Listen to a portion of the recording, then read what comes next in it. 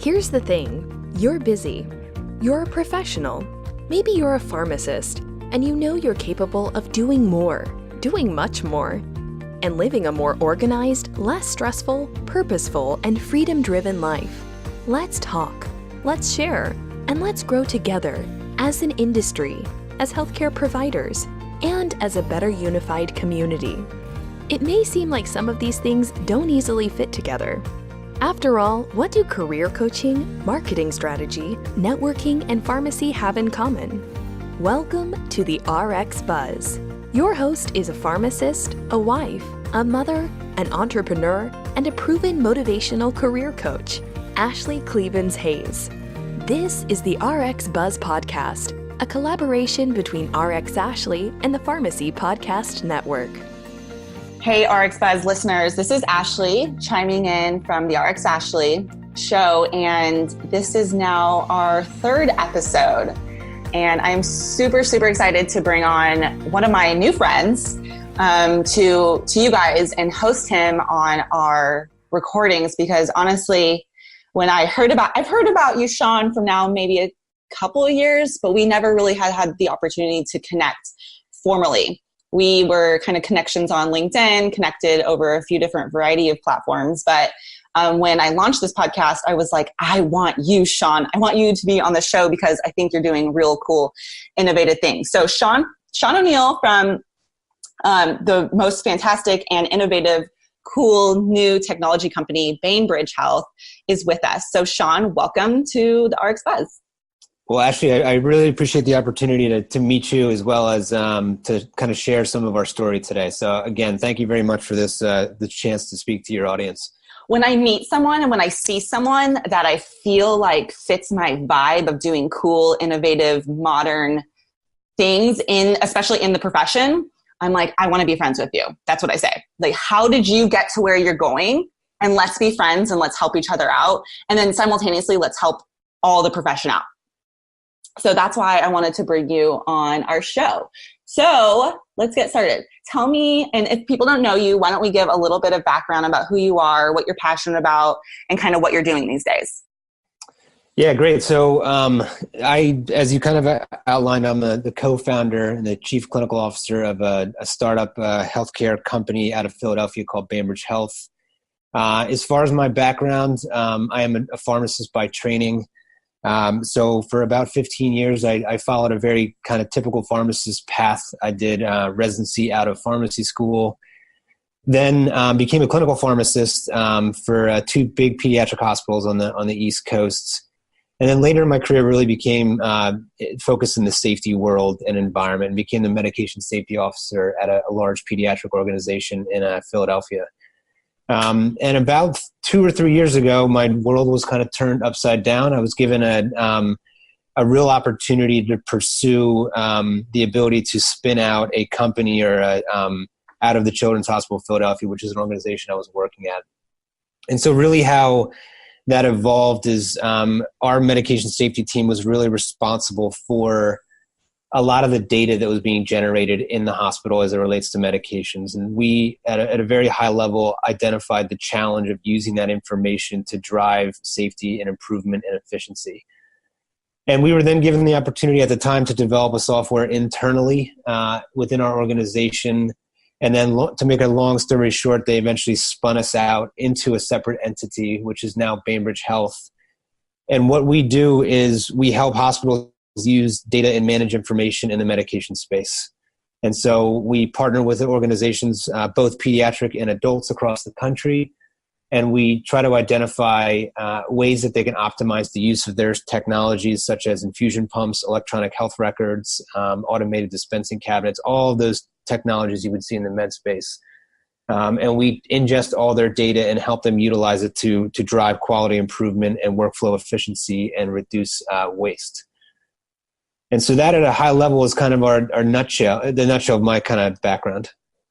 That's a lot. That's pretty impressive. So, okay, you talked about getting an opportunity. Talk to me about what it means you saw an opportunity, or there was an opportunity, or what exactly was the opportunity? So it's kind of started when I was a clinical pharmacist. So obviously it's a very typical role. We would start to see all of the inefficiencies and the challenges and ultimately some of the safety events that would happen in our organization. And obviously, as you see those things happen over and over again, you begin to be very frustrated and start to think about what are ways that we can improve this? What are processes that can improve this? And so that started to evolve as we started implementing technologies. And so our organization would spend all of this time implementing these large-scale technologies like EHRs or infusion pumps.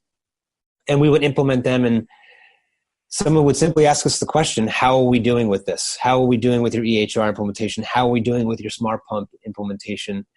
And we really struggled to get the answers. And that was the frustrating part about this. So we knew that information existed. We just couldn't get our hands around it and utilize it appropriately. And so that was the early genesis of our idea. And where we were lucky is we were in an organization that was really focused on helping clinicians solve those challenges.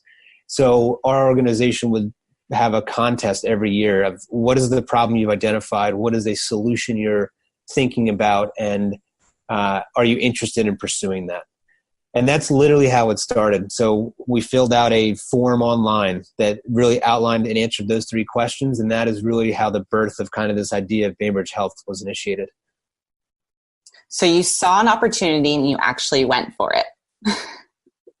Whereas I think there's so many opportunities out there, but how did you know that this is what you wanted to go for? I mean, there's so many dreams, right? There's so many ideas. I remember when I was working in the hospital, I was like, oh my gosh, I need to solve this. I need to solve that. How did you know that this is where you wanted to focus in on? To be truthful, I didn't know right away. I knew I was kind of living in the same, as kind of the realm that you had mentioned, where I knew the problem existed. I knew there were solutions. I knew I could help.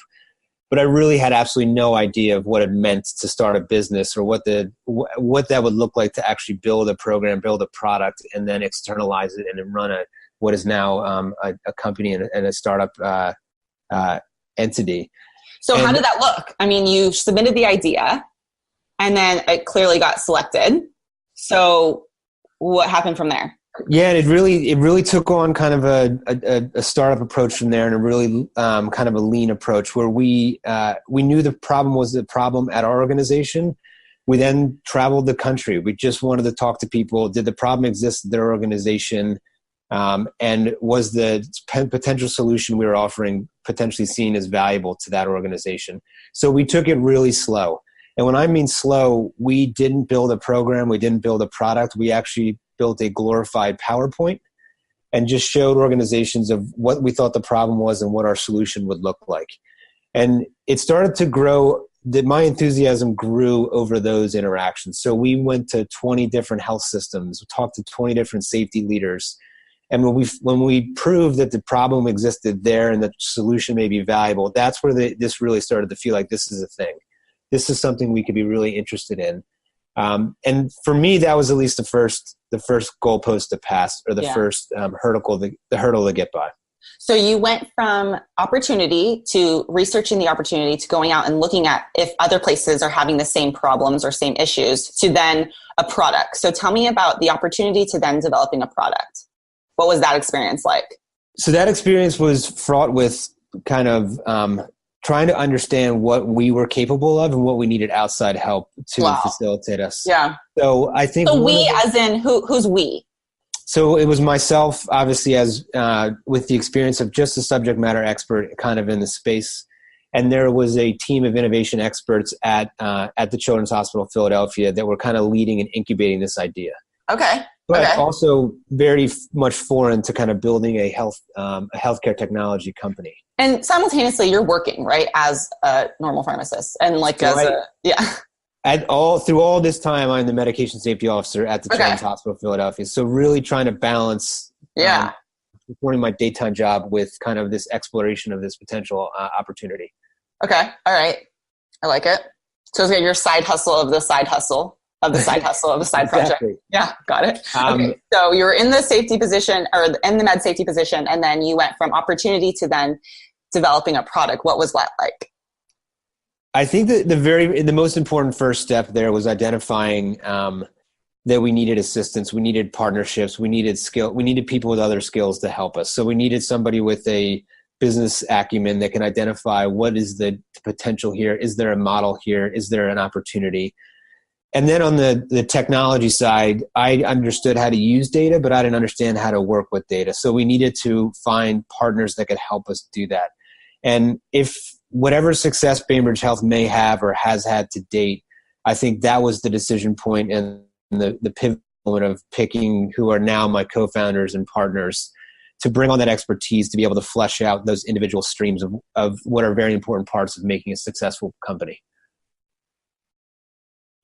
I got it. Okay. So talk to me about when, again, the opportunity to product development to then leaving your job. I mean, you no longer work there, so it's been a couple of years. So talk to me about that transition and really, how did this logistically work? How did you pay your bills while simultaneously starting a business?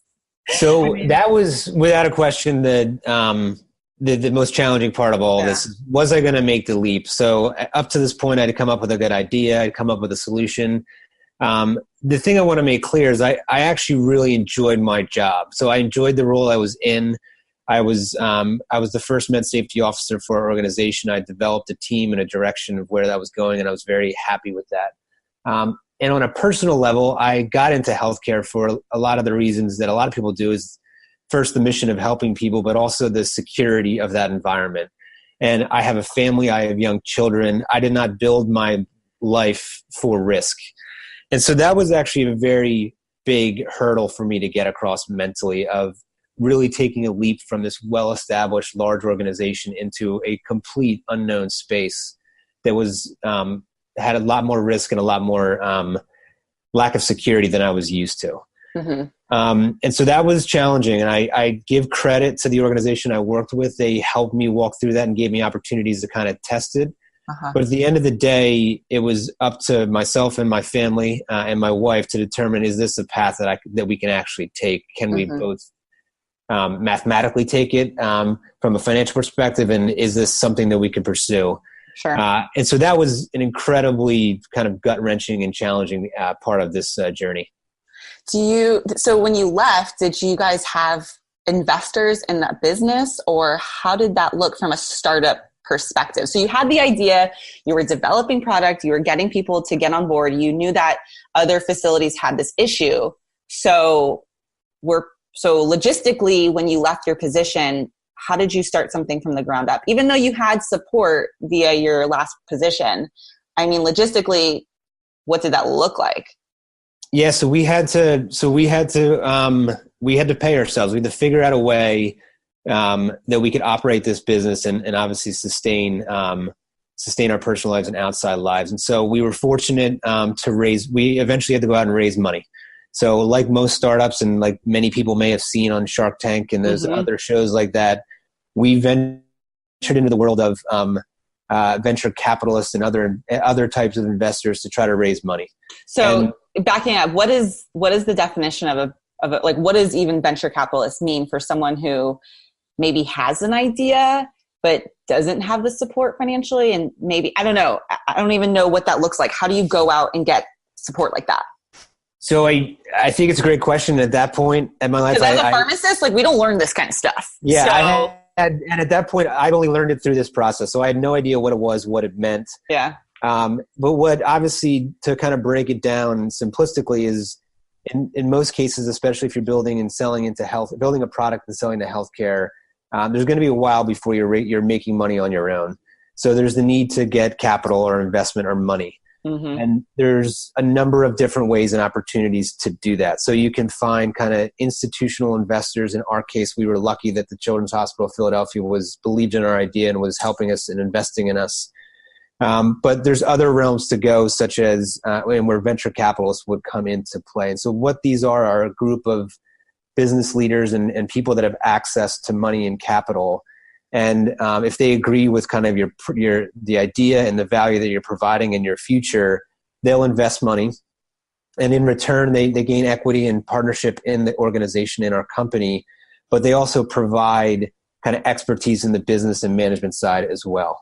Mm-hmm. So in reality, we went out to those people and were able to raise money and then in turn got their expertise and advice, as well as we did have to give away part of the company in the form of equity.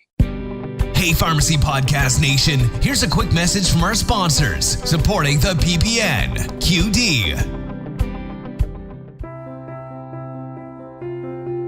If you or your patients struggle with muscle cramps, spasms, soreness, or restless leg syndrome, you're going to want to hear about our non-opioid TheraWorks Relief. TheraWorks Relief is a clinically proven and published locally acting topical solution that prevents and relieves muscle cramps, spasms, and soreness in the legs and feet. In a research study including patients diagnosed with restless leg syndrome, TheraWorks Relief was shown to reduce symptoms commonly associated with accompanying RLS, including muscle cramps and spasms. Muscle cramps are reported as a side effect of hundreds of prescription medications, from intravenous iron sucrose and conjugated estrogens to statins and diuretics. By managing muscle cramps, TheraWorks Relief supports adherence, helping patients stay on important and often life-saving medications. TheraWorks Relief comes in an easy-to-use, fast-absorbing, non-greasy foam that can prevent muscle cramps and spasms with just a few simple applications a day. To learn more about TheraWorks Relief, go to theraworksrelief.com and click on the healthcare professional link.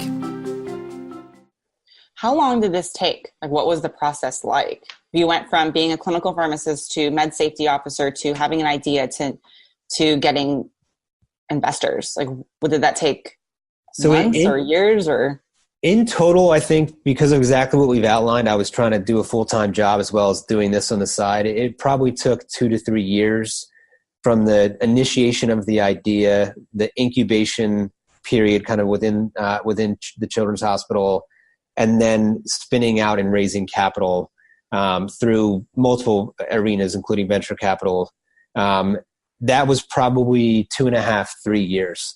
I do think that there was a lot of downtime in there. There's a lot of time that was just thinking and processing. And so I think those timelines could be shortened, but that was kind of the path that Bainbridge has taken. I don't know. I mean, I feel like sometimes people have awesome ideas, but it still takes energy and time to collectively put together a real plan. You can't just go to bed. Well, I mean, majority of the time people don't just go to sleep and then the next morning it's like $1 million later. You know, it takes energy. And so I think I want people to understand that if you have an idea or you see the opportunity that to act on it, because sometimes it could take a couple of years for it to actually come to fruition. What do you think about that?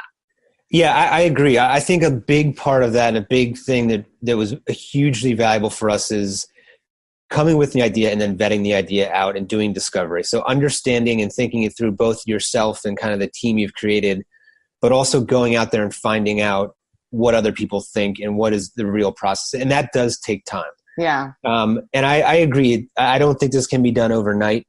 And I think that there's often, it can be intimidating, which I think may often push people away from wanting to do this. But I do think that that discovery process can be long and played out as well. So I can see both sides of that. That yeah, but I think the beauty of this is that you were committed to solving this issue globally, and you still are. Yeah, at the root of all of this, we were trying to solve this problem internally in our organization, but also the feeling that, okay, even if we solved it here, what happens at the hospital that's down the street? What happens at the other organizations? And I think that was really our driver of like, there's all these pockets of great work being done within healthcare organizations, and a lot of organizations that have solved really complicated problems within their own entity. But what happens to the next hospital? And there's value that can be had. And I think to do that, it is a long process. Yeah. You have to build a product that can do that, and also build a process and sustainable business that can help you simultaneously fund that. Yes. Yeah. Okay. So now you're living in this startup world currently today. Like today, this is what you do for a living. So talk to me about what you're currently doing. What's your role in this organization? I mean, I know you're the co-founder, but what does that mean as a co-founder? And what's life like for you and your wife and your family living in this startup world? Because I've lived in the startup world for the past couple of years now, and I love it, but I don't think it's, it's not all sunshine and beer pong and keg stand, you know what I mean? Like, I don't know. People think of like Google and they think, oh my gosh, you get free lunch every day. And oh my gosh. But so explain to us like what it's like for you living in this space. Yeah, so it's fascinating you bring up the ping pong and the beard and maybe a hoodie in there somewhere where people kind of think of this startup environment. Yes. And I absolutely agree. I think whatever job you're in, whatever role you're playing, I think there's pros and cons. And I think in the startup space, it's no different. I believe on the pro side, it offers tremendous flexibility. I know that there's the notion that in startups that you're going to work 24 hours a day and you're going to and I'm not trying to diminish the challenge that it is a lot of work, but I think what it's allowed me to do is work when I'm going to be productive and be able to step away from work when I'm not productive. And so in a lot of ways, when I think about the startup life or where I live now in relationship to my personal life, it's actually been incredibly rewarding in that I have the opportunity and the flexibility to work when I'm productive. And when I know I'm not going to be productive, spend time doing other things with my family and things outside of work. That being said, I work more. I do a lot more work late at night, but I'm doing it in a more productive fashion. I think the second and one of the, I don't know if I'd label it a con, but one of the challenges in this environment is you often are wearing different hats and hats that you may not have had the skills or the training to use. And so with my role at Bainbridge right now as the Chief Clinical Officer, there's really two buckets. The first bucket is very much a bucket of what my subject matter expertise and training has taught me to do. So that's carrying out, using data to drive improvement and understand how medications are used in a hospital. But then there's bucket two, which kind of my co-founder responsibility that involves things like business development, sales, raising capital, building a team, building a culture, that are things that I don't have official kind of training and background in. And I think there are aspects of that I actually really enjoy. So the culture part, the being able to hire people that we want to work with us is unbelievable. I will be honest with you, the sales part is something that I struggle with every day. And so it's an absolutely necessary step in our organization. But that is something that is not part of my personality trait, not part of my training. And so that's kind of the overall breakdown. So I very much believe that it's not about beer pong and hoodies and beer at lunch. It's about trying to manage all of those different hats that people have to wear, and identifying where you can wear those hats and where you have to find somebody else to wear those hats. So let's talk about the sales aspect of it. And I know this is where your weakness is, so I'm just going to pull it out. I'm just curious what your thoughts are about the sales part, because us as pharmacists, I think quite frankly, we're terrible at selling ourselves, or not ourselves, just whatever it is that we want. I myself owning a business, I will say that that's one of my weaknesses too. But the thing is if I'm not making money as a result of our product or as our service, I can't help people and I can't support my philosophy and my mission.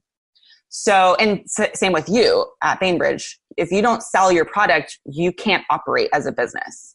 So what do you think has been some of the skills that you've learned through this process about the sales process, I guess? Like, what have you taken away from it? And I know you say you work on it every single day, and so do I. We're both growing and we're both, doing innovative, cool, new, unique things. But part of that is selling your product, and you have to, and you believe in it. And I believe in what I'm doing too. So what have you learned from that experience? So I think the major learning is exactly what you've outlined. I would totally echo that sales are necessary if you believe in what you're doing and driving that, sales are necessary to get to that point. So right. I think that my challenges were always founded in my impression of salespeople historically throughout my career. Totally. Dirty salesy, right? Right. So don't come to my office, drug rep. You're salesy. So unfortunately, and I'll you said it, so I'll just read the drug rep kind of persona is unfairly for me. I think I had built up what I thought they were about. Yeah, and what I agree. I thought the environment was, and I agree. So that's how salespeople were framed to me. And I sat in some of my experience, I've sat in the position of being sold for many years and kind of never got over that. But I think it was important for me to understand what you outlined in opening this kind of line of conversation of these things can't move forward unless somebody is buying them. Exactly. So the sales, the sales aspects are, I've learned what the value of it is. I agree. So as a second part of kind of your question, this comes back to what I've alluded to multiple times of understanding what I'm good at and what I either have to learn how to do or outsource, meaning hire somebody to do. Uh-huh. And so we've done a great job and we've brought on a salesperson so that he understands how to develop relationships. And what's his name? I met him. So his name is Ryan Gallagher. Yeah, we talked on the phone. He's a good guy. I like him. Yes. So he's brought on board and he understands what it's like to develop relationships, what it's like to kind of move the ball forward in a sales process, especially a lengthy one in healthcare. Right. And it's, oh my gosh, yes. Super lengthy. Months. Yeah. And now it allows me to kind of understand and play the role of what is my kind of, as Ryan puts it, my superpower of being the subject matter expert. I totally agree with you. And you know what? So when I was a resident, one of the biggest things I learned besides all the other clinical stuff, I was sitting in a meeting with my mentor, Gary Johnson, and I was fresh out of school. So it was probably my second or third month. And him as the chief pharmacy officer at a huge academic medical center. I mean, there was people knocking on his door literally daily. And but what I saw from him and his experience is he treated everyone so well, like just unbelievably nice. And I asked him one day, I was like, you're so great to these people. And not that I think being mean to anyone is appropriate. I'm just curious. It's a different philosophy. And he goes, Ashlee, at the end of the day, everyone just wants to help their families. Everyone just wants to pay their bills. So I treat everyone like they're going to be my boss one day. And that's kind of been his philosophy. And I really took that away, that I'm sure he doesn't even remember telling me that, but it was so impactful. And I've really utilized that experience carried out through my career. And then especially since launching my own business, at the end of the day, I just need to pay my bills and make sure my daughter can go to school and I can pay off my student loans. So and something I guess for all people trying to sell something is I have a product and I know the results that the client gets from the product is a positive experience. And this is how much it's going to cost to get that. And that's it. It's an energy exchange. So I know we're kind of getting off on a tangent, but this is something that I think pharmacists really, really struggle with. Like not even selling something, just selling themselves too. So I love that we got to talk about this, Sean. Yeah, no, I would echo, I think I completely agree. And I think framing it under that framework that your former mentor said, I think is incredibly valuable. I think the second thing that sales and getting into that space has taught me is don't be afraid about what makes you uncomfortable. Oh, yeah. And so I had a mentor of mine once tell me that if you're waking up every day and you're comfortable, then you're not doing yourself. Totally. And so there are parts of growth in any environment, and this for sales that happen to be the biggest one for me, of how do I learn what I can do and how do I learn to accept that, but not being afraid to jump out in that space. But I'm not going to sit here and say that I solved it. I've done 500-600 probably web demos, and I still have a little bit of that feeling like I'm that drug rep 20 years ago that I met. But I think it's one of those things that I wake up every day when I know I have to do these. I just challenge myself to do better every time. And I think that's a big part of any professional development, is not closing off an opportunity because it seems intimidating or because you're fearful that you don't have that skill or can't develop that skill. I agree. So talk to me about who are your customers? Like who would be the most ideal person to reach out to you? So right now we focus on, providing support with infusion pumps and electronic health records. So we take data from both of those as it relates to medications. So in most cases, pharmacy directors or medication safety officers or medication safety nurses or quality nurses are usually our target audience. So they're usually the people that we're connecting with that kind of understand the problem that we're solving and understand our solution. And so they're generally who we reach out to and who we've had success at least getting buy-in from for now in acute care hospitals, which is where also our focus is. Okay. And I appreciate you saying that because it kind of allows the audience to maybe poke around a little bit. And if you guys want to reach out to Sean and I'm going to leave in the show notes his contact information. I just love what you guys are doing. Sean, tell me, kind of to wrap it up, tell me a little bit about your vision for how pharmacists, the profession, where you see us going. And since you're doing this unique technology position, I worked in a tech company and I know the impact that I personally had on them. Where do you envision pharmacy going in the future in terms of just, technology? Yeah, so I think a big learning I've had in this process is I won't pretend to speak for the whole entire pharmacy community, but it's actually amazing how many healthcare tech startups or innovative companies that we've met, and how far they've gone and how so much success they've had without any clinical Yes. I know. And not to say that these companies can't be successful. I know a number of them that are very successful. Yeah. But I just think one of the key things is healthcare is a complicated arena. It's a complicated space. And I think the people that know the space the most are the people that are in it every day. Yep.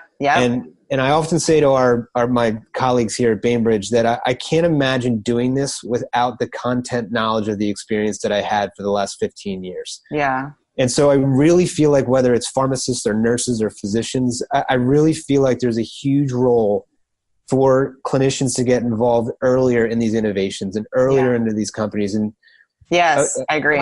Kind of the flip way of looking at that is think about, if you're a pharmacist listening to this right now, think about all the technologies you have out there and you say to yourself, why was this built like this? Or why was this built like that? Right. I'm going to guess the answer to that is because somebody who's a user or has that experience wasn't 100% involved in the development. Right. And so I think that's where we need to get as a profession. And I think exposing clinicians to what an innovation and entrepreneurship looks like and what the pros and cons are, I think is a tremendous opportunity for our profession moving forward. Yeah. And that's what we're trying to do here. Now that you brought it up, do you take students or, do you mentor any young professionals by chance? So I haven't. I would love to. Yeah. I think that in the last, as I mentioned at the top, this has kind of been a little bit of a whirlwind. Totally. I think that I'm very interested in kind of speaking to and connecting with any clinicians that, whether you're a pharmacy student or whether you've been working for 30 years, if you have an idea, I'd love to kind of share at least my experience. I'm not an expert. I can only share what I've been through, but it's allowed me to give perspective on the path that I've taken. And I will comment, there are more of us out there. So there's a guy named Scott McCready who's started at the University of Michigan and now is some software companies. He's much farther along, has done very well. For whatever reason, get him on the show. I want to talk to him. Right. Well, he should be. Yeah. Scott, let's be friends. He has been, although he may not realize it, very impactful because he started out where I was and he's kind of gotten to a point where I hope to be. Yeah. And so I think connecting people who have either experienced it or want to experience it, I think is very valuable. And I hope avenues like this would help facilitate that. The last question I have for you, and it's going to be probably the trickiest, but tell me what your definition of success looks like to you personally and professionally. Yeah, that's a big one. Huh? Because everyone defines success differently. And I want people to recognize that, just because I'm doing my own business, you're doing your own thing, not to compare your situation, because you said that you have the opportunity and when you're working at the children's hospital, you got lucky, but I don't believe in true, genuine luck. I think you worked hard and you showed them that there's an opportunity. But just like everyone has different paths to their own success and their own unique lives, I think it's important for people to recognize that everyone defines success differently. Yeah, so I agree. And I think if I had to break it up, there's probably professional success and then personal success. And I think on the professional side, I'm super invested and would quantify success of being to implement the expertise that we have to use data or wherever the content space is, to use that information and spread the value across organizations. Yeah. And so there's the mission driven of ultimately understanding how significant the impact of medication safety events or errors are and using our ideas and technologies to reduce them. So I think that on a mission perspective is where I hope to be. I think secondly, my colleagues and I, we're not doing this to be super rich. This was not a play to become Zuckerberg or the next Facebook or the next Uber. I think we believe in our mission, and we certainly will look for those financial measures over time. But I think we're driven more by kind of the ultimate success of improving care and efficiency and reducing waste. I love it. I think on a personal side, I kind of alluded to, I have a family, I have 2 small children. And what is interesting about this experience is how much I've focused on that and being kind of in the moment and home and involved. And so it's the one benefit, not that I didn't have this in the past, but we're really focused on building like a work-life balance. Mm-hmm. I would honestly tell you, I hear stories about people working 18, 24 hours a day, that there's no way those people are efficient, and there's no way that's a valuable use of their time, both from a work and social perspective. And so my personal measures of success are being home every day at 5:00 for dinner when possible, for being around and available to focus on my family and most importantly, my 2 children, where that's the number one priority. Even in the face of Bainbridge, my family and children come first. I love it. I love everything you said, Sean. That's why we're going to be friends, and I want to see you succeed in any way, in shape, and form we can support you here at the podcast or with an RxAshlee. I want you to know that we support you, and we are here to give you a platform, and I want to see it grow. Well, I appreciate it. Really appreciate the opportunity, and it's always great to kind of tell our story and kind of share thoughts with like-minded people. Yeah, so I'll leave your contact information in our show notes. And honestly, it was a great conversation. Thanks for coming on. I appreciate your time. Great, thank you. This was just the beginning. If this was your first time listening to the RxBuzz, we welcome you and thank you for giving us a chance. And if you're an old friend, one of our subscribers, we cherish you and look forward to hearing from you. And now, we need your help. We ask that you share this podcast with just one person you know who's in the healthcare industry. If this podcast can help just one person, we believe it will have a chain reaction, having an impact on dozens, hundreds, thousands, and someday, millions of people. Thank you for your help. We truly appreciate you. And thank you for listening to the RxBuzz, part of the PharmD Podcast Network.